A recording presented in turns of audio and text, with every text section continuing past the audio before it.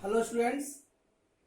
आज हम स्टार्ट कर रहे हैं क्लास 9 मैथ एनसीईआरटी का पहला चैप्टर संख्या पद्धति। इंग्लिश में कहते हैं नंबर सिस्टम। तो संख्या पद्धति में सबसे पहले हम संख्याओं के बारे में जानेंगे। सबसे पहले हम समझते हैं संख्याओं के प्रकार की कौन कौन सी संख्याएं होती हैं और उनके समुच्चय को हम किससे प्रदर्शित करते हैं। तो सबसे पहले समझते हैं प्राकृतिक संख्याओं का समुच्चय या समूह। समुच्चय या समूह एक ही बात है। इंग्लिश में कहते हैं सेट ऑफ नेचुरल नंबर्स। जैसा आप जानते हैं कि गणितीय संख्याएं 1, 2, 3, 4, 5 ये होती हैं।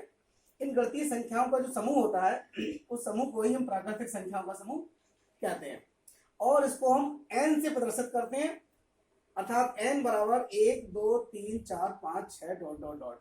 n से प्रदर्शित क्यों करते हैं? क्योंकि n का मतलब है नेचुरल नंबर और ये संख्याएं 1 से स्टार्ट होती हैं, 1 से, और चलती चली जाती हैं। इसका आखिरी नंबर क्या होता है ये निश्चित नहीं है, इसीलिए ये अनंत समुच्चय भी कहलाता है, क्योंकि इसमें संख्याओं की संख्या अनिश्चित है, अनंत है। इसके बाद नंबर 2 पे हम बताते हैं पूर्ण संख्याओं का समुच्चय। इंग्लिश में कहते हैं सेट ऑफ होल नंबर। अगर हम प्राकृतिक संख्याओं के समुच्चय में जीरो और शामिल कर दें, तो वह पूर्ण संख्याओं का समूह बन जाता है। इसे W से प्रदर्शित करते हैं। W से क्यों करते हैं? क्योंकि W का मतलब होल नंबर्स। आगे बढ़ते हैं। तो इसे W से प्रदर्शित करते हैं, अर्थात W का मतलब 0, 1, 2, 3, 4 एंड सो ऑन। इसके बाद आता है पूर्णांकों का समुच्चय। इसको हम सेट ऑफ इंटीजर कहते हैं इंग्लिश में। अभी जैसे आपने देखा कि प्राकृतिक संख्याओं में हमने 0 शामिल कर दिया तो बन गया पूर्ण संख्याओं का समुच्चय। और अगर पूर्ण संख्याओं के समुच्चय में हम ऋणात्मक संख्याओं को और शामिल कर दें, अर्थात धनात्मक तो पहले से ही है, 0 भी है, अब -1, -2, -3 अर्थात ऋणात्मक नंबर्स को और शामिल कर दें, तब ये बन जाता है पूर्णांकों का समुच्चय और इसे हम Z या I से प्रदर्शित करते हैं। I का मतलब है इंटीजर, इसे Z से भी करते हैं प्रदर्शित। इसके बाद हम पढ़ेंगे सम संख्याओं का समुच्चय। इसको इंग्लिश में कहते हैं सेट ऑफ इवन नंबर्स। ये क्या होता है? देखिए, सम संख्याएं जैसा हम जानते हैं कि वो संख्याएं जो 2 से पूर्णतः विभाजित हो जाती हैं सम संख्याएं कहलाती हैं। सम संख्याओं के समूह को हम ई से प्रदर्शित करते हैं, अर्थात ई बराबर 2, 4, 6, 8, 10 एंड सो ऑन। आप देखिए सभी संख्याएं 2 से पूर्णतः विभाजित हो जाएंगी और विभाजित होने का मतलब है कि इसका शेषफल इनका 0 आएगा इनमें। तो वो संख्याएं जो 2 से पूर्णतः विभाजित हो जाए और शेषफल जिनका 0 हो वो सम संख्याएं कहलाती हैं। और इसका उल्टा, जो वे संख्याएं जो 2 से पूर्णतः विभाजित ना हो, अर्थात जिनमें कोई शेषफल बचे, तो वो विषम संख्याएं कहलाती हैं। और विषम संख्याओं के जो समुच्चय को हम ओ से प्रदर्शित करते हैं, क्योंकि ओ का मतलब ऑड नंबर्स, जैसे 1, 3, 5, 7, 9। आप देखिए ये सभी संख्याएं जो है वो 2 से विभाजित नहीं होंगी। अगर आप 2 से इनको भाग करेंगे तो आपका शेषफल 1 बचेगा, इसलिए ये विषम संख्या है। इसके बाद हम पढ़ेंगे अभाज्य संख्याएं। अभाज्य संख्या कौन सी होती है? सेट ऑफ प्राइम नंबर कहते हैं इसको इंग्लिश में।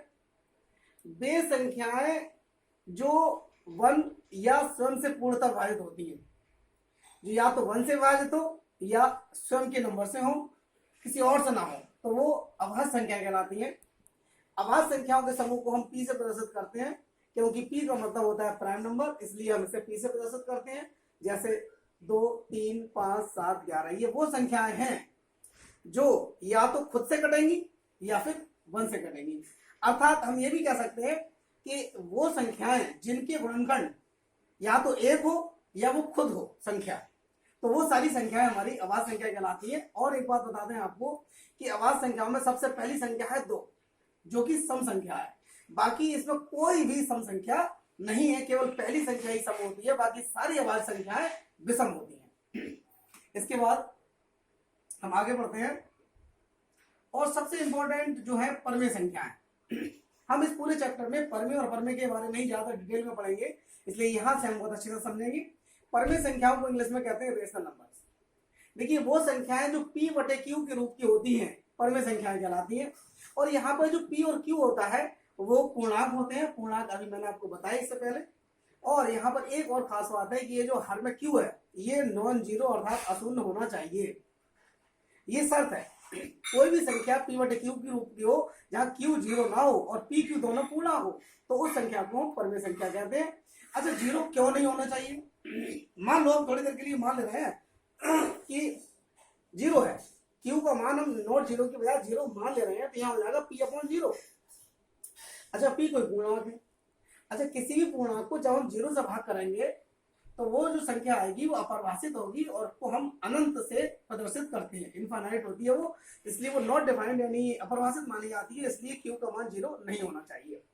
अब इन परिभाषाओं में कुछ चीजों की कमी रह गई है, उन कमियों को हमने इस नोट में पूरा किया है। अब एक एक करके आप ये नोट समझिए कि इसमें हमने क्या बताया है। देखिए, जैसे हमने आपको बताया कि पूर्णांक धनात्मक होते हैं, ऋणात्मक होते हैं और जीरो भी होता है। तो क्वेश्चन ये उठता है कि जीरो क्या है, धनात्मक है या ऋणात्मक है?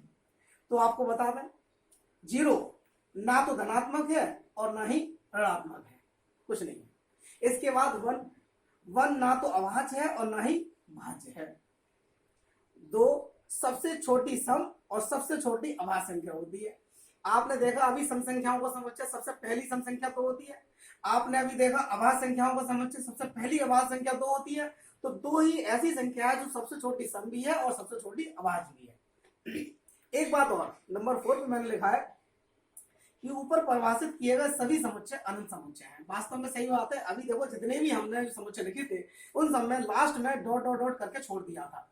अब उसका मतलब है कि उसका आखिरी नंबर क्या है ये हमें नहीं पता है, अनिश्चित संख्या है सभी में, तो इसलिए वो सारे सेट जो है जितने भी समुच्चय है वो सब अनंत समुच्चय है।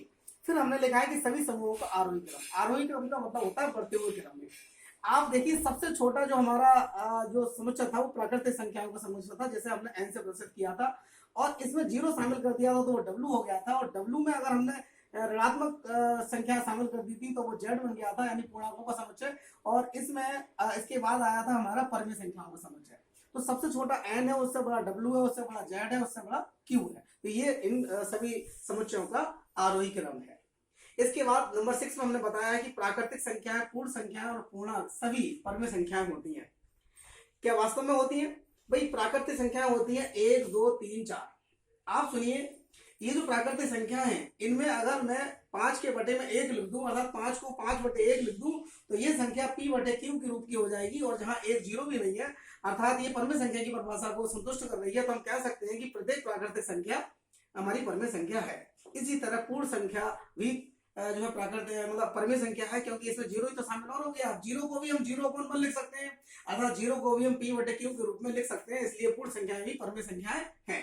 फिर मैंने लिखा पूर्णांक। अच्छा, पूर्णांक भी है भाई। पूर्णांक में क्या हुआ, जो ऋणात्मक संख्या थी वो और शामिल हो गई।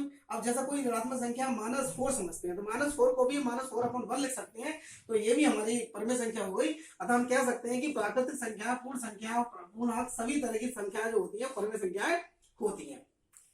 तो अभी इस वीडियो में इतना ही। छोटी छोटी वीडियो बना रहे हैं, अभी अगली वीडियो में आगे बढ़ाएंगे।